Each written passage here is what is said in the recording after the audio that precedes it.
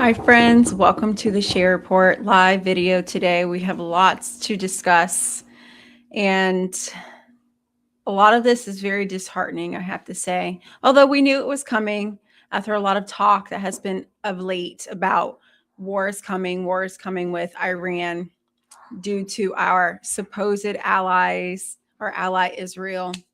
So I just wanted to talk a little bit about that because as I go back to November of 2024, as I'm standing in line, my sister and I are standing in line with my little nephew getting ready to vote and hoping that this next administration is going to keep us out of war, not knowing it is going to be the total opposite of what we hoped for. And here we are standing right on the brink of World War III, something that most Americans do not want. All of us who don't want World War III, we stood in line, waited patiently to cast our vote to no avail.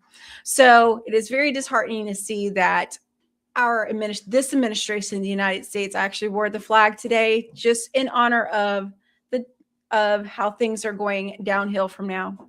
Just this sweater that I am wearing now is just going to be a memory of when down the road when people are like, oh, there was a United States at one time, and they'll probably find this in the ashes of somewhere here in Florida, just buried underneath the rubble because we've been blown to pieces, unfortunately, due to the administration listening to foreign allies called Israel and these other people that wanted to get us into foreign wars. So it's quite disheartening. I want to play a video, and then I also have this up here because I want you to see. I want you to actually see that the United States is in terrible shape as far as the debt. Okay. It looks like we're at $38 trillion in debt, and we're getting ready to slide ourselves into another foreign war, which is quite sad. But I wanted to play something for you because it is very important that we see this, because people do not realize what is actually on the horizon. They don't really know. Americans especially do not know what it's like to have war on our soil, to actually experience that. Now, both of my granddaddies, they were in war. They were in the military. They seen things. They seen a lot of terrible things. One of my granddaddies would not even talk about it. He would kind of skirt around the topic and not have too much conversation because I guess it was a very sore subject. And he was actually in the Korean War. One of them was in the Korean War. So I want to play this because not a lot of people know this. And then I'm going to respond once it's done. So let me add this here.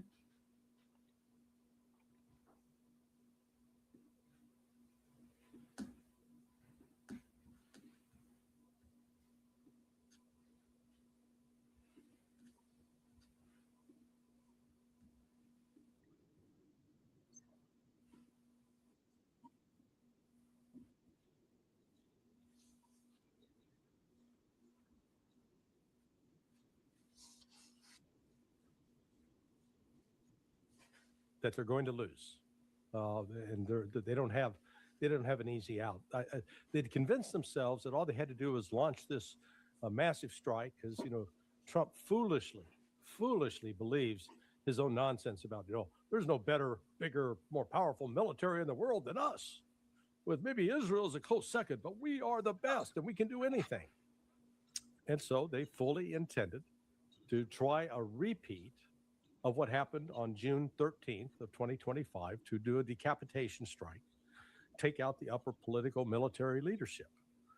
Well, they've been gesturing for now more than 2 months that they were going to do this. The Iranians had no doubt that they were going to do it. And the Iranians were taking preparations that if it did happen, and if the Ayatollah Khamenei died, he'd already designated successors. If Pezeshkian died, he designated. They'd all, they all said, "Hey, if I go, you're in charge." They were planning for this. So here's Israel. They top it off, and we saw from a recent article from Seymour Hersh that I don't know if his source was U.S. intelligence or Israeli intelligence, but regardless, this source told Psy that, "Oh yeah, we decimated the Iranian ballistic missile program last year. They don't have anything." So within an hour and a half of this surprise attack yesterday morning, it was yesterday morning in Iran, uh, Saturday morning there, uh, Iran was firing back. But this time, what's different from now compared to what happened in June of 2025, at that time, Iran confined itself to attacking only Israeli targets. They focused primarily on economic and military targets. This time is different, way different.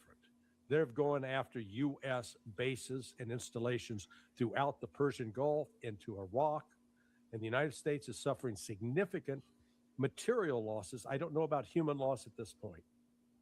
Here's one of the dopiest questions I ever heard asked, and I think the Iranian foreign minister agreed when an NBC correspondent, I don't know who it is, asked him, Chris, the NBC dope.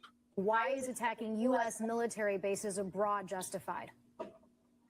But because they are attacking us.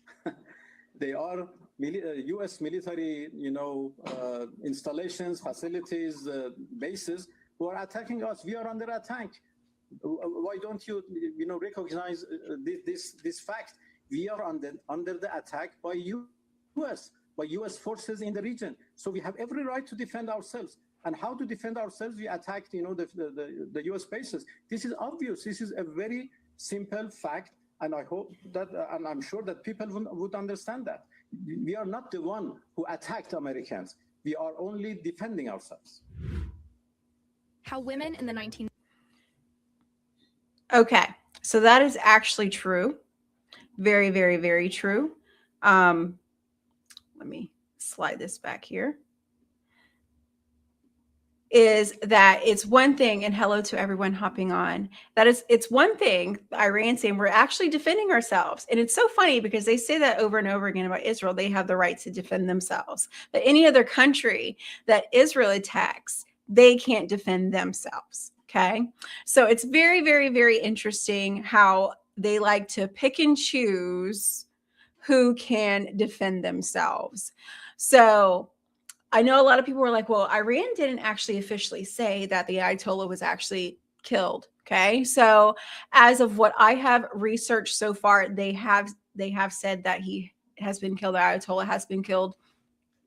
And that they have started their 40 days of mourning. That is what I have heard thus far. So we will see. So I'm going to continue with this here because this is very interesting and good information for us to know. And then I will stop it at a certain point. To the long-range offensive capabilities of the Iranian military.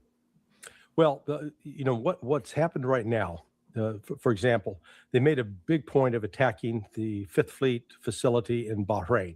It's a port. That port is critical for providing service to, say, U.S. destroyers who, remember, these destroyers come equipped with 96 missile slots. I think they got 50 up front and 46 astern. And they're vertical launch systems. So when they launch either Tomahawk cruise missiles or Aegis air defense missiles out of those tubes, the only way to replace them is to sail to a port. Previously, they could sail into Bahrain and go there. Not now. Iran has closed the Strait of Hormuz. You've got several U.S. Navy ships that are now basically trapped inside the Persian Gulf, and Iran's got the anti-ship missiles to take those out. I don't know if they have yet, but I think they will, number one. So now this means the United States, when it's in a fight with the Abraham Lincoln carrier in the Arabian Sea, accompanied by, last I checked, it was like 3 destroyers and maybe up to 4. Once they're run out of missiles, the nearest port is 3.5 days away at Diego Garcia. Wow. So what we have right now is a situation that we cannot sustain an attack, a naval attack from the south with just the one aircraft carrier, because there's no nearby port they can sail to get reloaded. So 3 days out, 3 days back, that's a week. How sustained is the American attack? Is it regular, consistent, systematic, without a break, or does it go for a couple of hours and they stop and then they come back? Well, they've got they can't sustain it continuously because they're using the land-based is from planes that are flying out and dropping air-guided missiles, air-to-ground missiles. And again, the same applies. The ships that are those destroyers that are firing off Tomahawk cruise missiles. Once they fire, they're done. They'll have to wait till they can go reload. I do understand that Iran has fired some missiles and drones at the ship, at the carrier strike force. Don't know what the effect has been. We do know that in Bahrain, they hit the facility that housed U.S. naval officers. It's on fire. So the possibility that they have killed some U.S. Naval personnel. You got Bahrainis. Okay, so there's possibility that there has been some U.S. personnel that have been and lived. Okay, so those people have to go back home in a box to their family over some nonsense because we have oligarchs ruling over us who don't care, who lied to us to our face saying no more foreign wars. But here we are, friends. Here we are.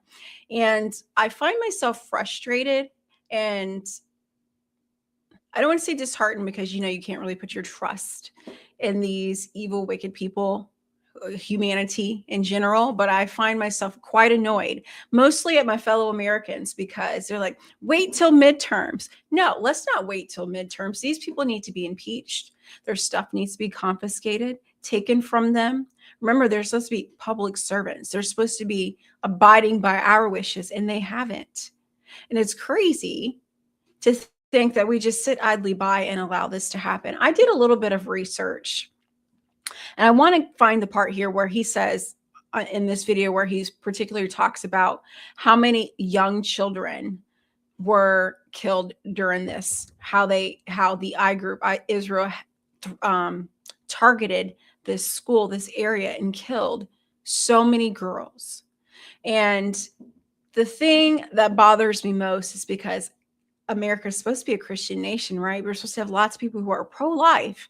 But when it comes to other people's children, when it comes to children that are actually born outside of the womb and that are in other countries, they're actually backing these public servants that are actually for war. They're actually backing these public servants and these people who are supposed to be our allies who are actually committing genocide over in the Middle East and Palestine. Make it make sense. It makes no sense at all. So it's quite disheartening to see fellow Americans who actually see they're Christians supporting this nonsense, or people who are Americans just sitting idly by, doing nothing. And I was doing a little bit of research because the name of this video, the oligarchs have spoken. As we know, oligarchs means ruled by few. So our whole country is ruled by a very small minority. We are the mass, right? So there are currently, I wrote this down, there are currently approximately 342 to 349 million American people. Yet, altogether in the United States, there's like a few 100,000, okay, politicians altogether. That includes representatives, Congress, mayors, city hall officials, county commissioners, school board members, which they are a waste of time, okay, a waste of space. In the political world, they don't do nothing but take your money and squander it. So we have like a few $100,000 politician, not $1,000, a few 100,000 politicians in the United States that are supposed to be representing us. And yet there are so many, many, many more of us, right? Through over 340 something million Americans. We're the mass, and it's mass amount, the masses, and yet we have this oligarchy, these few people that are ruling over us and pulling the shots and making all of these decisions that are actually against us. Okay, so that is one of the things that I wanted to put out there for us to see and know, is that we're allowing this to happen. And the thing with war that people don't realize, which Mr. Larry Johnson is actually going to state that pretty soon. I'm going to let him play a little bit more. Malaysia. And Iran's playing I think they're playing a deliberate hardball game here. That they're not going to stop like they did last June. Last June, there was a deal cut with the United States. And I said, look, let us bomb these nuclear sites, and we'll let you hit Al Udeid, and then you can continue selling oil to China, and we'll walk away and call it even. And Iran went, all right. And they received, Pezeshkian and received some criticism for that. All right, so he's going to go on and say all the things that we already know about war. But I will say one of these things. There was 105 little girls or children, which would include girls in that were actually killed during this whole thing. Okay, so I want you to think about that. They were actually someone's children, someone's child. Think about that happening here in the United States. Think about if you have a little girl or a little child, and then we have this foreign entity that is coming and dropping these large missiles on your land and decimating everything due to another foreign ally that wants to continue destabilizing the Middle East. It all has to do with the dollar. Okay, so there's so many factors into this. I think people don't realize that this happens to other people across the world. It can also happen to you. You reap what you sow.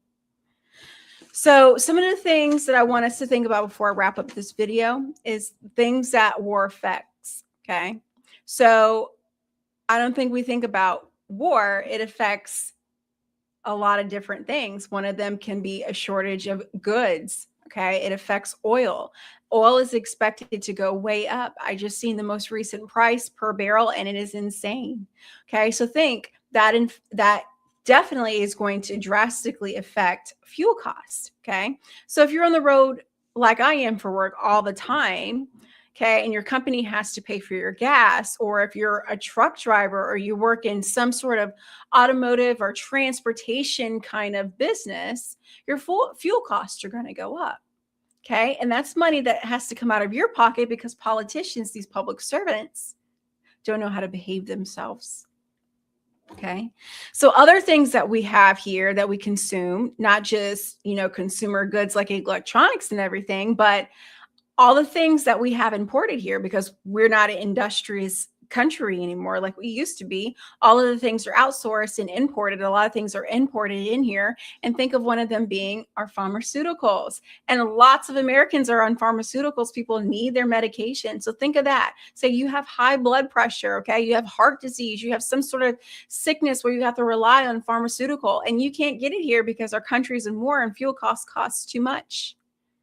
So these are the things that I don't think people really think about. I don't think they grasp the concept of how terrible war is, how much it affects us on the daily basis, even just getting fuel. Okay, there was once upon a time, not too very long ago, where people had rationing cards where they could only get certain things during certain days, gas on certain days. I was doing some more research and I found it quite interesting. I was wondering if we even actually paid off any of our debt from years and years and years ago of past wars. And the answer is absolutely not. Okay, absolutely not. It had not. So currently, well, I'll give you this statement here, is that we had loaned out $10 billion during World War I to a European ally. Okay. That money was never paid back to this day. Nothing was ever closed out. The bill of sale was never even closed out. Nothing was closed out for us to say, oh, okay, we got all of our funds back for the money that we loaned.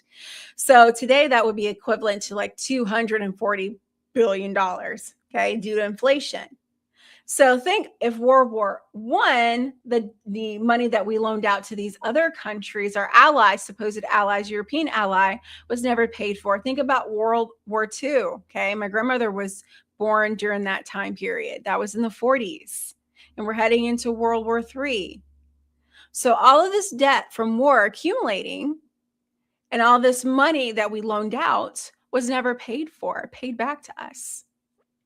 So I just wanted to mention that to us and talk about this because it is something that I really think we need to think deeply about and not just sit on our hands and say, oh, this is what they are doing again. Okay. No, these oligarchs, these public servants, they actually need to be impeached, fired, jailed, all their stuff confiscated. We have the right because this is our country. We have the right. Our founding fathers laid this wonderful, priceless blessing in our hand, and we lost control. Okay. We lost control, and we allow these oligarchs to make us look stupid or feel stupid for questioning their behavior when they work for us. Okay. When we corner them, like, oh, you can't do that. We're superior than you. You can't do that to us. Gaslight us to death. And then we retreat and allow this to continue going on. I'm not advocating for any violence or anything of that sort, but I am advocating for these people need to be impeached. Their stuff needs to be taken away, confiscated. They need to be jailed, just like how they would do to us. Just throwing that out there, because we're all supposed to be equal, right? That's what they say. No one's above the law. All right. So I wanted to share that with you all. I'll be back with another video. I will have to say this is quite frustrating. I've even thought about, okay, if we're in the midst of a war, you know what? And things start happening, I don't know if I can even continue with this channel. I don't even know if I can, because it would just be a waste. Okay, it would be a waste, and everyone that goes against the system, they're going to round up. Okay, so I'm definitely not for this system. So that is something that we really, really, really need to deeply think about. Is this whole war thing? We need to make it stop. We need to get a hold of our government. We need to take the reins back. We need to get control of it again, because what's happening right now, what we're doing right now, is not working. It's not working whatsoever. So I will see you all in the next video. Stay tuned. There is so much that I want to talk about, so much that I want to say. It's just, I will say this one thing before I end. Midterms, forget it. I'm out. They can all go to where it's super hot, where the devil is, because I don't feel like wasting my energy, getting in my car, using up my gas, which will probably be like $17 a gallon by the time that they get us into these foreign wars. And it would just, even though it's down the street, to vote for the midterms, not happening. Not going to do it. I have no use for it. No more. I'll stick to local Florida stuff, my county, Florida things, working on property taxes. As far as federal things, they can all just say goodbye to my vote. It ain't happening. All right. Thank you all for being here, for the compliments, for saying hi, and I will see you all in the next video. Thank you.